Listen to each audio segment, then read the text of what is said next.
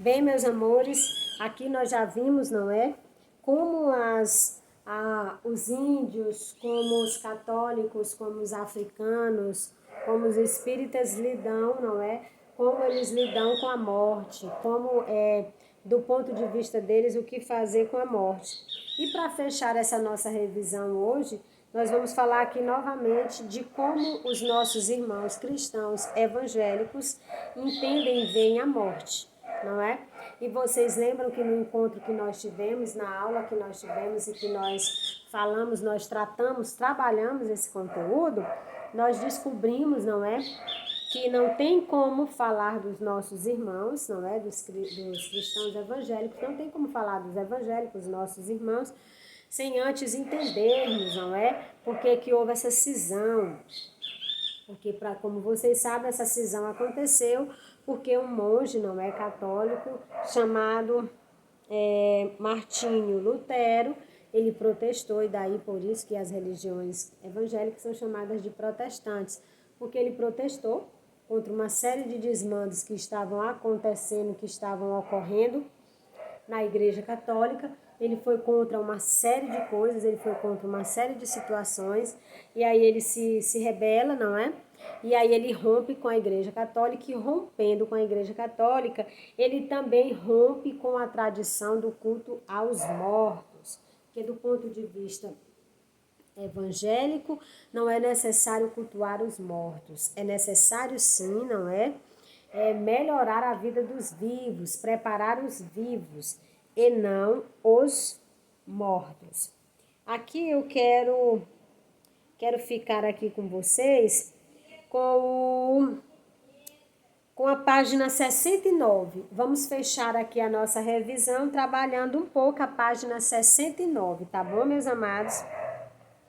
Aqui fala, né? No início vai continuar falando das indulgências, que haviam as vendas, não é? Isso é inegável. A própria história aí comprova, não é? Que a Igreja Católica deixou-se levar, e realmente aconteceram sim abusos gravíssimos por parte de padres, de bispos, até mesmo de papas, houve sim esse abuso, foram sim, se deixaram contaminar pelo desejo do poder, pelo desejo de ter mais dinheiro, não é? Deixaram-se corromper, e aí houve o que houve, aconteceram o que aconteceu, não é? A venda de indulgências, pessoas que pecavam e se pagassem eram libertas de seus pecados, pessoas que compravam um pedacinho do céu, lotes do céu, para quando morressem já ter seu lugar assegurado, não é?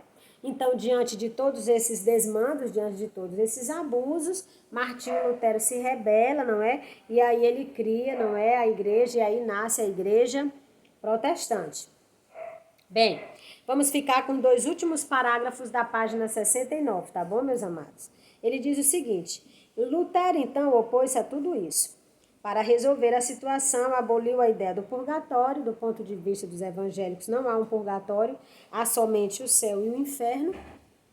Portanto, de nada adiantaria rezar pelos mortos ou comprar indulgências. Disse também que só devemos orar direto a Deus e não por meio dos santos. Aí ele também rompe com uma outra característica da Igreja Católica, não é? Porque a Igreja Católica tem como devoção alguns santos, e esses santos eles são intercessores, ou seja, não é? São os santos que fazem, não é? Intercedem por nós junto a Cristo Jesus. E aí na ocasião até expliquei para vocês, não é? Professora, se você pode falar com Deus, por que falar com os santos? Não é? Porque pedir para os santos, no meu ponto de vista, eu me torno muito mais humilde quando eu reconheço, não é, que preciso pedir ajuda a alguém. Eu posso conversar com Deus diretamente e converso com Deus diretamente, mas eu também gosto dos exemplos vindos dos santos, da vida que eles tiveram, da santidade que eles buscaram. E eu também sei que esse Deus maravilhoso, não é, com o qual eles tiveram um encontro perfeito, ouve também eles, entendeu? Então eu também posso fazer a minha oração, falar direto com Deus, e enquanto eu converso direto com Deus, eu tenho também intercessores que conversam diretamente com Ele, intercedendo por mim. Bem, vamos lá, vamos continuar. Ele quis acabar com os abusos, mas acabou igualmente combatendo uma das mais fortes tradições da Igreja Católica, que eu já falei para vocês, o culto aos mortos. Não é? Isso não significa que os protestantes não tenham preces e rituais na hora da morte, mas segundo eles, as orações são pelos que ficam e não pelos que se foram. Eles oram, não é? Se você tiver uma oportunidade, não gostaria que isso acontecesse, não é? De ter que morrer alguém, não é? Dos nossos irmãos evangélicos ou então algum católico para que vocês pudessem ter acesso a essas culturas e a essa tradição. Mas acontece eventualmente, né? Como eu falei para vocês, o ciclo de vida se fecha e quando ele se fecha, ele encerra com a nossa partida, com a nossa morte de fato. Então, se você tiver a oportunidade de ir, não é? Para um culto evangélico, no momento em que uma pessoa morre, você vai ver que é totalmente diferente do católico. Não é? Eles fazem a oração deles, eles clamam ao Deus Todo-Poderoso, mas eles clamam, não é? Já mostrando muito parecido com o católico, não é? Nesse ponto que eu vou destacar aqui para vocês, é que eles também falam, não é? Eles falam para o vivo que aquela morte não é o fim, aquela morte é o início. Ali agora é o momento em que a alma vai tornar para a casa do Pai. Então, ele já nos convida, não é? Agradecermos esse Deus maravilhoso. É claro que nem todo mundo está preparado, não é, para dar glórias a Deus por ter perdido um ente querido. Mas depois de um certo tempo, quando você digere toda aquela situação, você acaba entendendo que aqui foi a morte física, mas ali é o começo de uma vida e uma vida eterna. Não é? Os evangélicos ou protestantes históricos, de um modo geral, não aceitam a ideia da reencarnação, então divergem totalmente do ponto de vista espírita ou da passagem da alma pelo purgatório para o aperfeiçoamento espiritual, divergem também do ponto de vista católico aqui. Resulta disso uma mudança básica nas crenças e nos rituais referentes à morte. Pois, enquanto nos meios católicos objetiva-se ajudar o indivíduo a realizar a sua transferência do mundo dos vivos para o seu destino eterno, no protestantismo, a morte sela o destino da alma. Não é? Ali encerra-se e a alma torna para a casa do Pai. Diante do moribundo, os protestantes procuram reafirmar ou despertar a fé e a esperança na ressurreição dos mortos.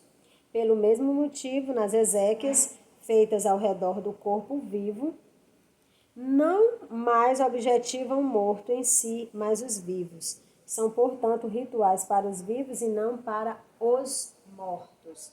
Isso mesmo, meus amores. Diferentemente dos espíritas, dos cristãos católicos, das crenças indígenas, das crenças africanas, os nossos irmãos evangélicos, eles também têm respeito pelos mortos, entendeu? Isso é uma característica comum a todas as religiões que nós trabalhamos. Há um respeito pelos mortos, mas o que diverge, não é? É o comportamento deles, rituais diante daquela situação, daquela perda. Do ponto de vista evangélico, há sim um respeito pelos mortos, mas o que eles deixam bem claro naquele momento, não é?